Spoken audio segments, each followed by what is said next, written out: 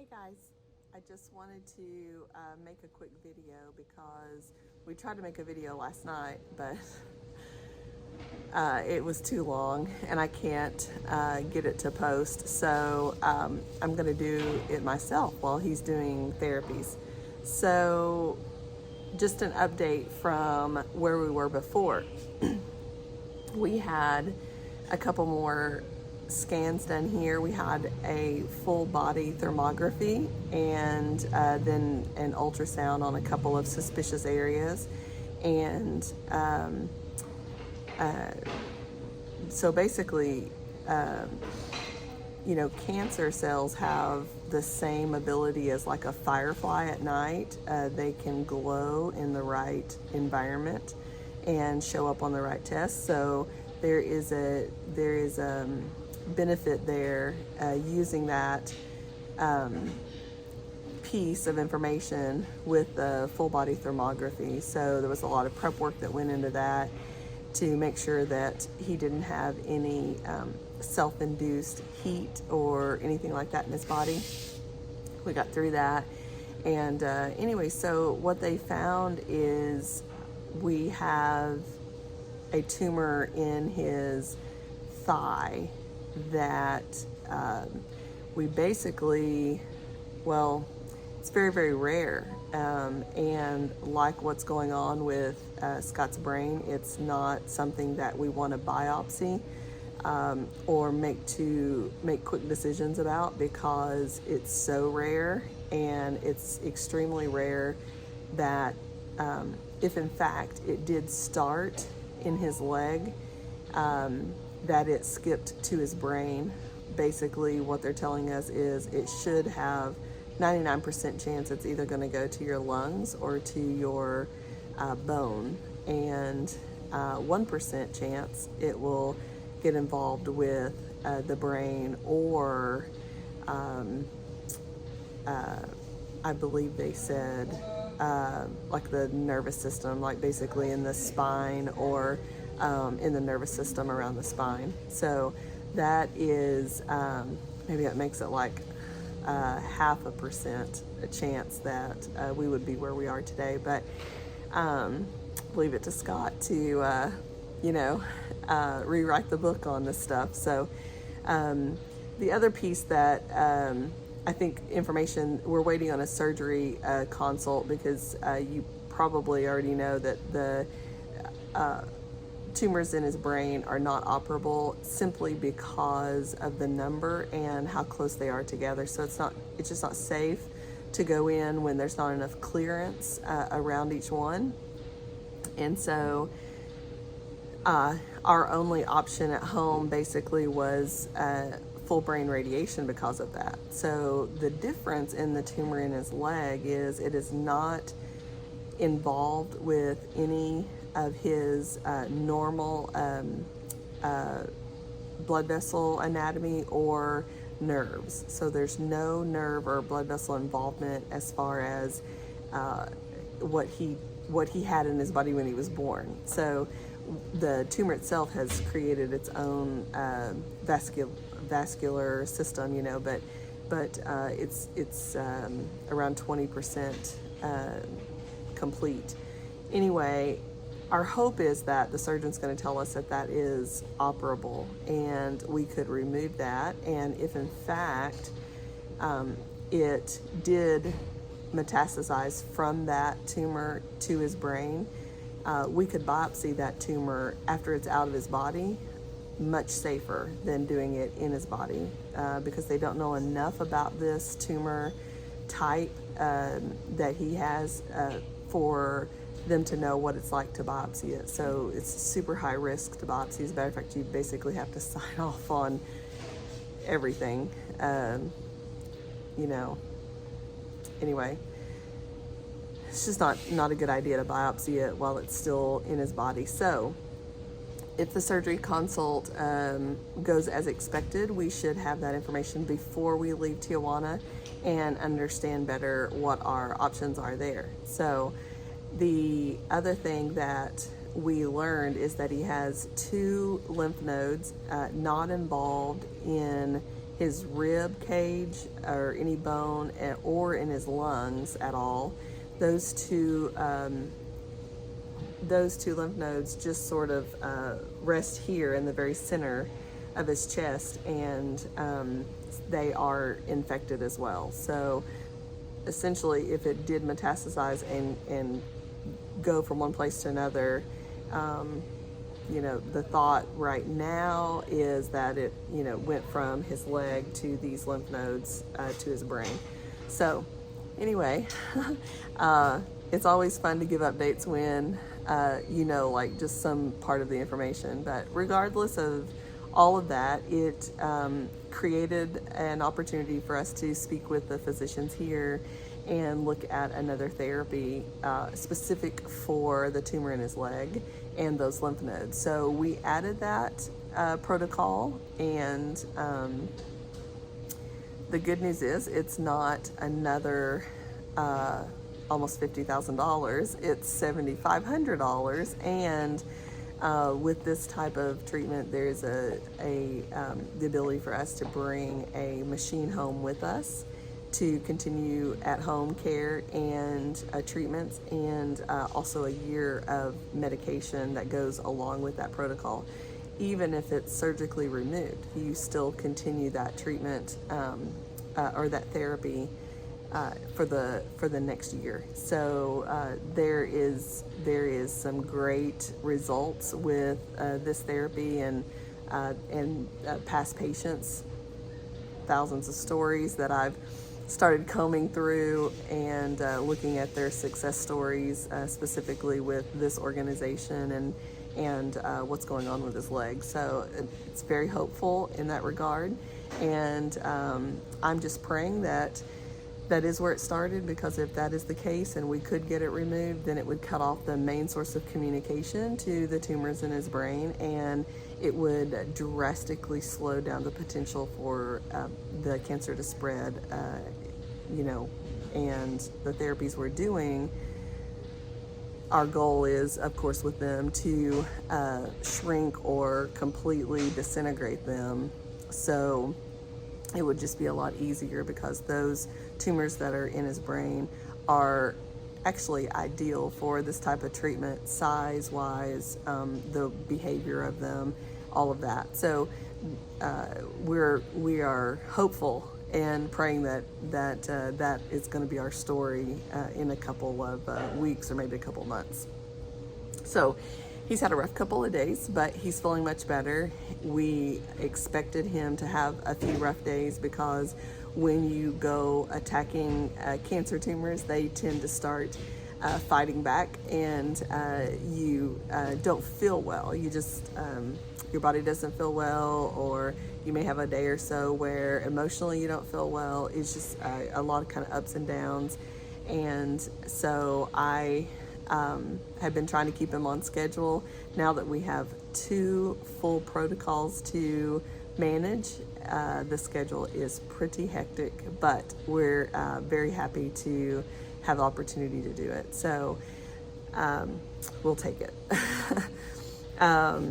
They did switch him back from the low-carb diet here to the keto diet. So we met with a nutritionist, and then we met with another physician that looks specifically at your blood work and supplements that you're taking, or that you should be taking, or that you should stop taking, and associates that with the type of cancer that you have and all of those. So keep in mind that we are guesstimating the type of cancer Scott has, because again, we have no interest in doing a very risky biopsy at this point. So we are treating it based on their experience, and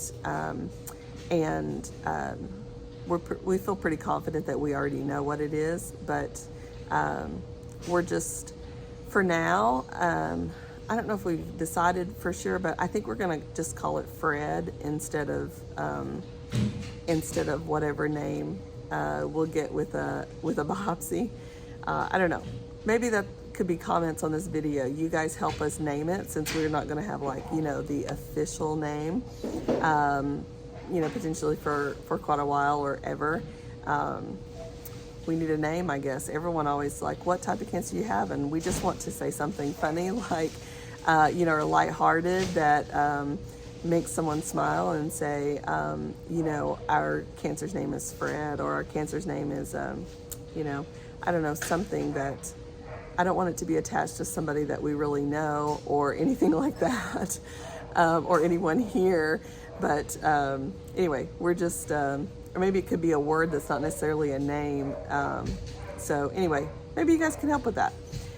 So I don't want this video to be too long, but I want to also tell you that Scott's going to make a video with me, hopefully this evening or tomorrow, kind of depends on how it goes.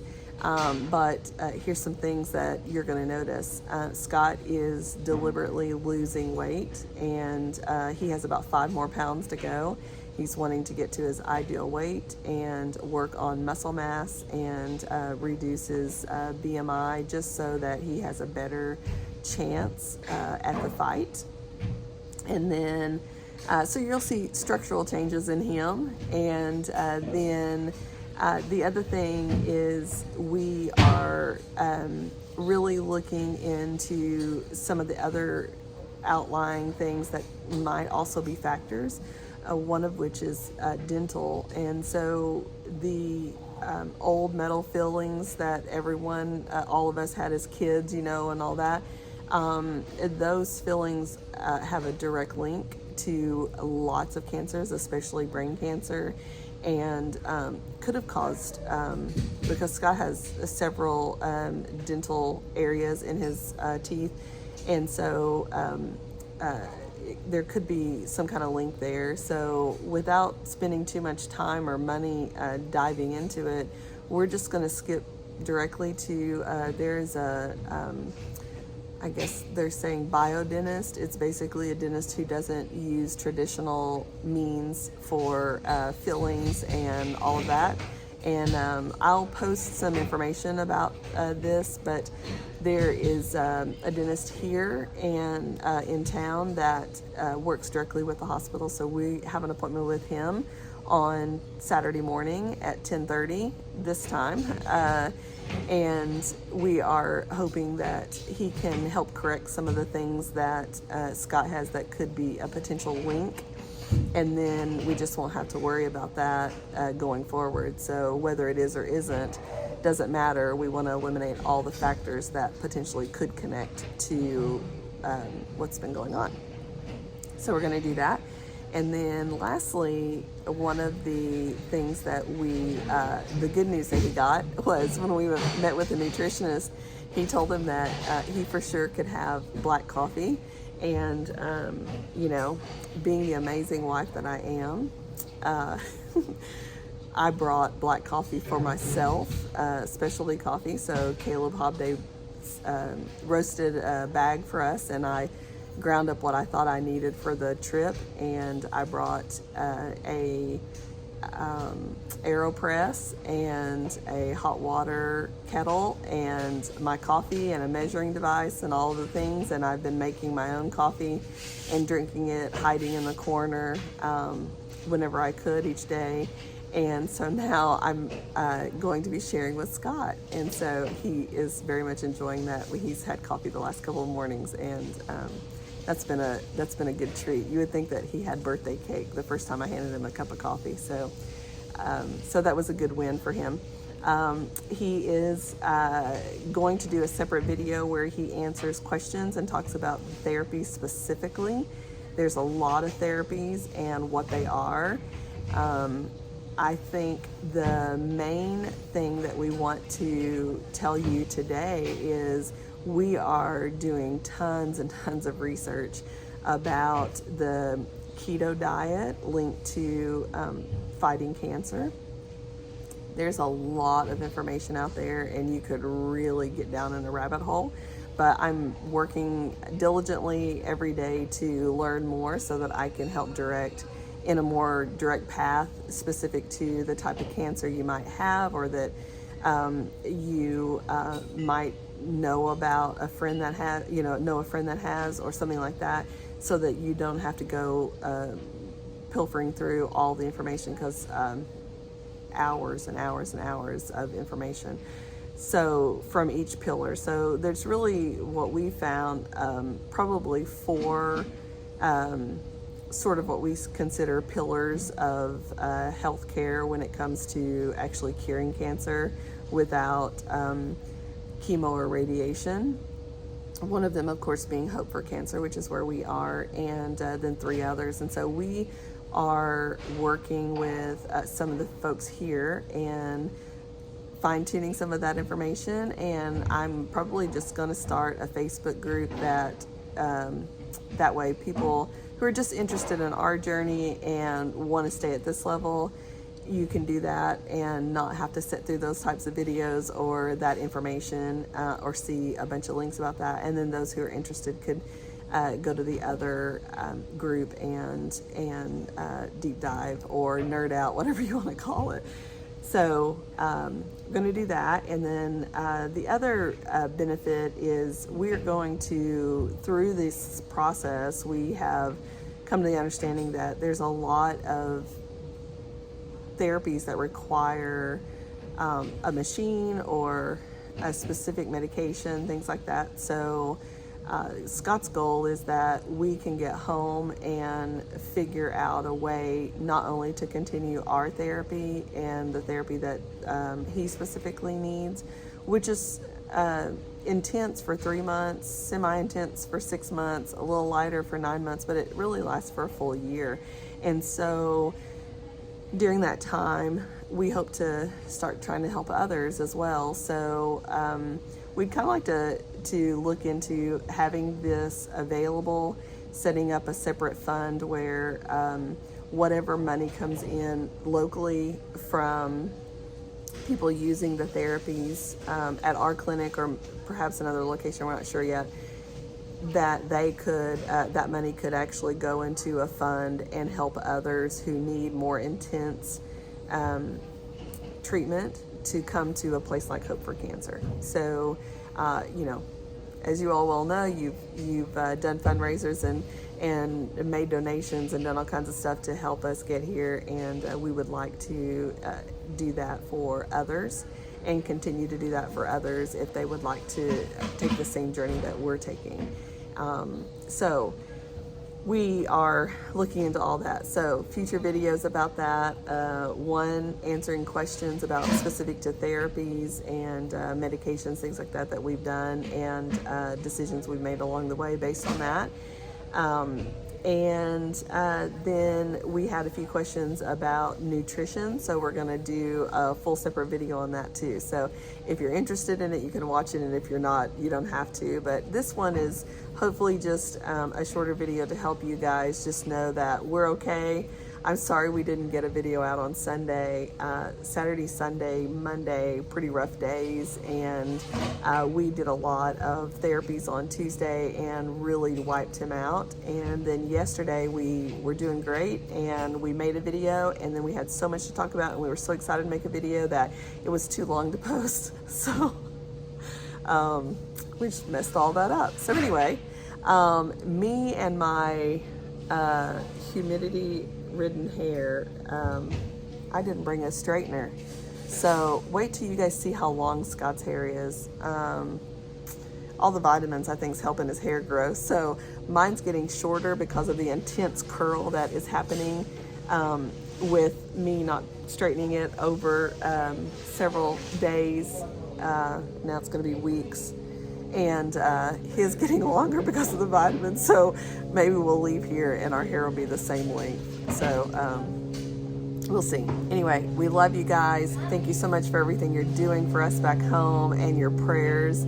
I literally can tell you we could not make it without your prayers and everything that you're doing for us. I mean, we wouldn't be where we are without you guys. So we love you and appreciate you, and there'll be more videos to come. Thanks for being patient with us. Talk to you soon.